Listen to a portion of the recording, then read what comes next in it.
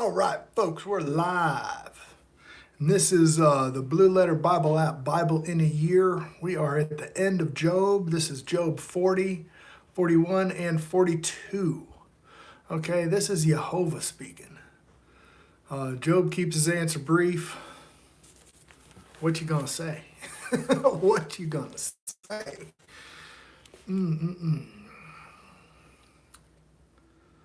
When I'm talking to people nowadays, it's amazing how many people, and they profess to be believers, they actually judge God. I'm telling you, it's rampant. It's almost taught. I believe it is taught. Moreover, Yahovah answered Yahovah answered Job and said, "Shall he that contendeth with the Almighty instruct him? He that reproveth God, let him answer it." Then Job answered Yahovah and said, "Behold, I am vile. What shall I answer thee? I will lay upon my hand upon my mouth. Once I have spoken, but I will not answer, yea, twice, but I will proceed no further."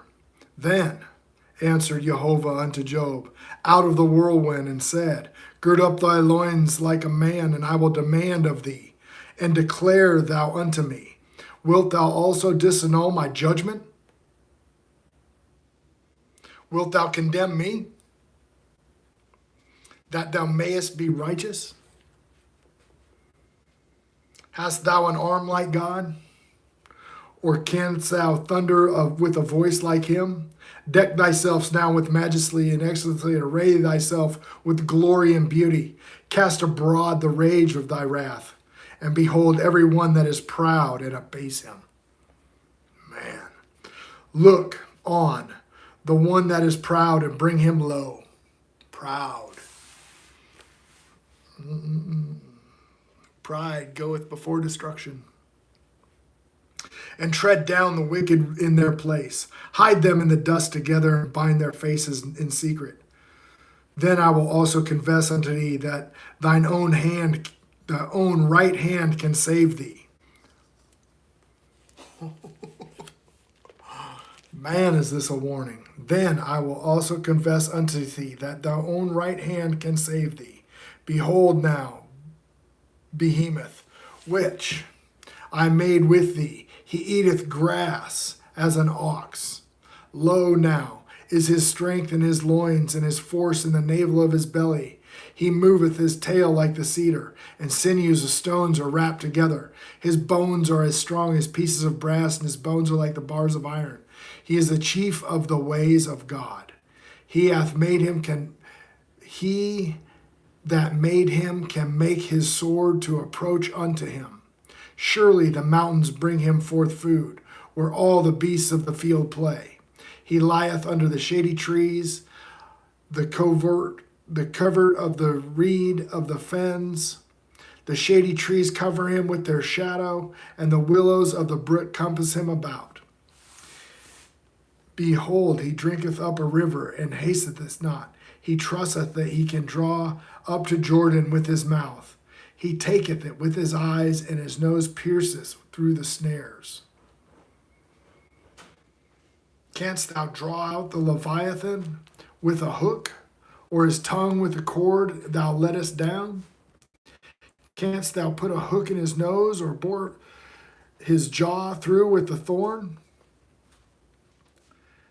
Will he make many supplications unto thee? Will he speak soft words unto thee? Will he make a covenant with thee?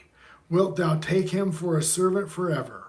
Wilt thou play with him as a bird, or wilt thou bind him with thy maidens? Shall the companions make a banquet of him? Shall they part him among the merchants? Canst thou fill his skin with barbed irons, or his head with fish spears? Lay thy hand upon him. Remember the battle, do no more. Behold, the hope of him is in vain. Shall not one be cast down even at the sight of him? None is so fierce that dare stir him up, who is then able to stand before me. Who hath prevented me that I should repay him? Whatsoever is under the whole heaven is mine. I will not conceal his parts, nor his power, nor his comely proportion. Who can discover the face of his garment, or who can come to him with double bridle?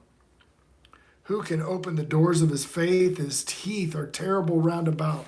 His scales are his pride, shut up together as with a closed seal. One is so near to another that no air can come between them. They are joined one another, they stick together, they cannot be sundered. By his nacings the light doth shine, and his eyes are like the eyelids of the morning. Out of his mouth go burning lamps, and sparks of fire leap out. Out of his nostril goeth smokes, out of the seething pot or cauldron. His breath kindles coal like a flame, goeth out his mouth. In his neck remaineth strength, and sorrow is turned into joy before him. The flakes of his flesh are joined together, they are firm themselves, they cannot be moved. His heart is as firm as a stone, yea, as hard as a piece of nether millstone. This is Job 41, verse 25. When he raiseth up himself, the mighty are afraid by reason of breaking, that they purify themselves. The sword of him that layeth at him cannot hold, the spear, the dart, nor the habergeon. He esteemeth iron as straw, and the brass of rotten wood. The arrow cannot make him flee. Sling stones are turned into him as stubble. Darts are counted as stubble. He laugheth and shaketh at the spear. Sharp stones are under him. He spreadeth sharp points upon the mire. He maketh the deep to boil like a pot. He maketh the sea like a pot of ointment. He maketh a path to shine after him. One would think the deep to be hoary. Upon the earth there is not his like, who made without fear, beholdeth all the high things. He is a king over all the children of pride. So I think he is talking about Satan right there. Beholdeth all the high things, all the high places. Okay, he is a king over all the children of pride. Who's the wrath for? The children of disobedience, right? Then Job answered and said, I know that thou canst do everything, and that no thought can be withholden from thee. Who is he that hideth counsel without knowledge? Therefore I have uttered, and I understood not the things too wonderful for me, which I knew not. So if you don't know about something, don't speak about it. You know, there's some of this stuff that is.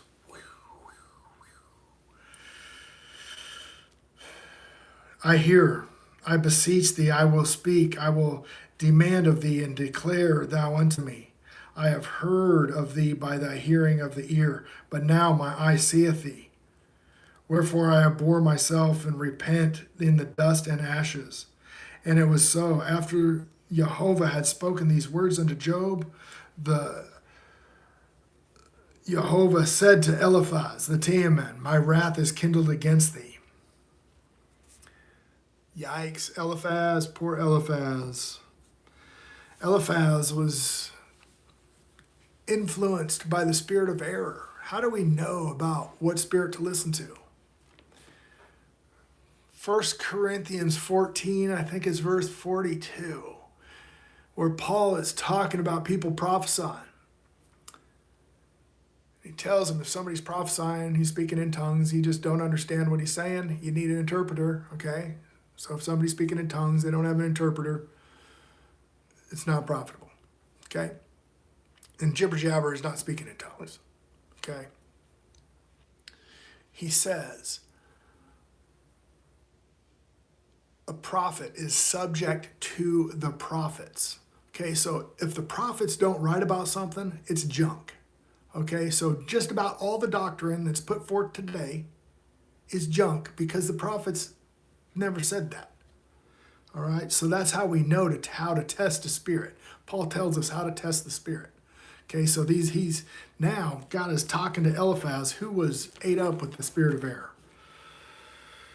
For thee against thy two friends, for ye have not spoken of me the thing that is right, as my servant Job hath. Therefore take unto you now 7 bullocks, 7 rams, and go to my servant Job and offer for themselves a burnt offering. And my servant Job will pray for you. My servant Job will pray for you. Okay? So now, come about is fair play. What do we know? What do we know from a law that was given long ago for what John said? And this is one of the hardest things. I'm going to read from Leviticus 19, verse 18. Thou shalt not avenge, nor bear any grudge against the children of thy people, but thou shalt love the neighbor as thyself. Thou shalt not bear any grudge. So, he's telling Job to pray for him. Job shall pray for you. For him I will accept. For him I will accept. I'm not going to accept you people ate up with the spirit of error. Lest I deal with you after your folly, and that you have not spoken of me the thing that is right, like my servant Job. So Eliphaz the Temanite and Bildad the Shuhite and Zophar the Naamanite, and did according to the Lord, according to Yahovah had commanded them. Then Yahovah had also accepted Job. And Yahovah had turned the captivity of Job when he prayed for his friends. So after Job prays for his friends, Job twice as much as he had before, more children. Then came unto him and all his brethren and his sisters and all that had been his acquaintances before, and they did eat bread with him in his house. And they bemoaned him and comforted him all the evil Yahovah had brought upon him, and every man, all the evil that the Lord, see this? That the Lord had brought upon him. The Lord is just a title. Why did they change his name 800 times in this book? We know that Satan brought all that upon him. And it says the Lord right here. Look it up in Strong's. It can mean ball. And it brought upon him every man, every piece of money, and every earring and a gold. And so Yahovah had blessed the latter end of Job more than the beginning, for he had 14,000 sheep and 6,000 camels and 1,000 yoke of oxen and 1,000 she-asses. He had also 7 sons and 3 daughters, and he called the name of the first Jemiah, and the name of the second Keziah, and the name of the third Kerepa, and the land where the woman found so fair as the daughters of Job, and the father gave them inheritance among their brethren. After this, Job lived 140 years and saw his sons and his sons' sons, even 4 generations. So Job died, being old and full of days. That is the book of Job. Hey, Dylan, how you doing, man? Jackson, Dylan, everybody. Yeah, that's the book of Job. This was day 15, Blue Letter Bible app, Bible in a year. Tomorrow we'll be back into Genesis. So this is chronological so that the story makes more sense. The Bible's got Job like way up here, but we're going to go way back here to Genesis and fit that into the story. So next we're going to be talking about Abraham. All right, I love you guys, and I will see you tomorrow.